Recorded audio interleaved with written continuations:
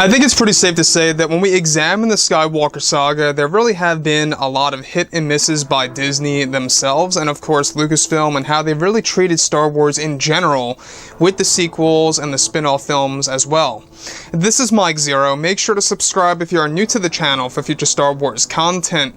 Now, the thing about Disney Star Wars is that yes, we do know that they are really making big changes behind the scenes over at Lucasfilm. Both Bob Iger and Bob Chapek only want the best for fans at this point in time.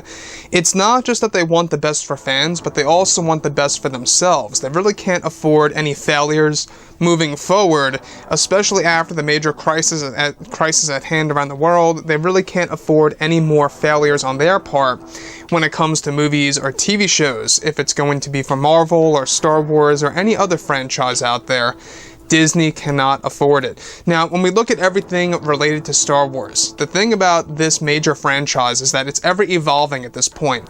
We've got George Lucas, Dave Filoni, Jon Favreau, all working together as a team to really form this alliance to really deliver new, authentic Star Wars stories that are really going to fall directly in line with the vision of George Lucas. Now, of course, a lot of these changes are going to be in the forms of retcons and new cuts of specific films that are going to essentially reset or restart Star Wars in general, and that they're going to be treating Star Wars in a very different way moving forward, and everything related to the Skywalker saga, things will be shifted around. That's going to expand the current canon material that falls under Disney.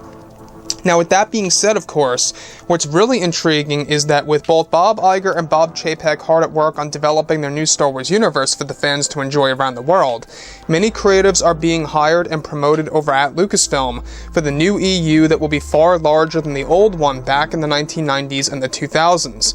However, it's explained that creator George Lucas is getting ready to make a series of major retcons that will essentially restart the Star Wars franchise into something better for the fans around the world. Now, it's noted that Lucas is making major retcons of the Skywalker saga in several ways, including the introduction of the existence of a Sith Lord known as Tor Valum, who was the true puppet master behind the scenes controlling both Palpatine and Darth Plagueis, playing a role into the turn of Anakin Skywalker. Now, it's explained that the new canon that will be applied next year will establish that Anakin Skywalker was turned to the dark side, not just through Palpatine, but also through the character of Tor Valum, controlling Palpatine in unique and unexpected ways during the events of the prequels that will be explained in 2021. In case you guys have no idea who Tor Valum is, this is an original character that was developed by the original Episode 9 director and writer Colin Trevorrow. Not just that, but also Lucas is set to also be a part of the JJ cut of The Rise of Skywalker that will create a brand new cut of the film as well as a brand new cut of The Last Jedi that will be released on Disney Plus in 2023, and that Lucas plans to alter Luke Skywalker's death in The Last Jedi. So this is a very interesting process of really kind of having George Lucas reset and restart many aspects of Star Wars. I think a lot of fans out there may support this or may not support this. It's going to be a mixed bag for sure. I, however, really like this idea of Tor Valum becoming canon and actually playing a major role behind the scenes in the prequel trilogy era. And let's not forget that George is also playing a major role in the development of the JJ cut of The Rise of Skywalker that is essentially going to restart the movie in several different ways, giving us a different cut of the movie, creating a new canon, if you will, and the same exact thing goes as follows for The Last Jedi, such as changing Luke Skywalker's death or adding more meaning to it all. Now, these retcons obviously sound very desperate by Disney. Obviously, they want to make things right with the fans.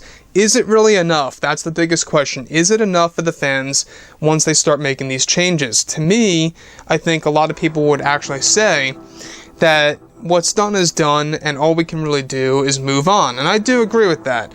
But I also do embrace this concept of what Disney is doing, is that they're really trying to change what they actually messed up with the sequel trilogy. Now, is it desperate? Yes, absolutely. Is it damage control? For sure. But at the same exact time, it seems as though that they are doing it out of heart more so this time, because they got George, John, and Dave involved with these new retcons and how they're going to restart Star Wars in several different ways. And this is going to be done in unique and unexpected ways as well in several other projects out there that are really going to make us look back at these movies in a very different light. So, with that being said, of course, Kathleen Kennedy, given that she no longer has creative control, which is a great thing, by the way, it just tells us that there's a better and brighter future for Star Wars, and that things are really starting to shape up as we speak for the franchise, and how it's going to ever evolve throughout this year into next year and the rest of this entire decade. So, with that being said, guys, drop a comment below.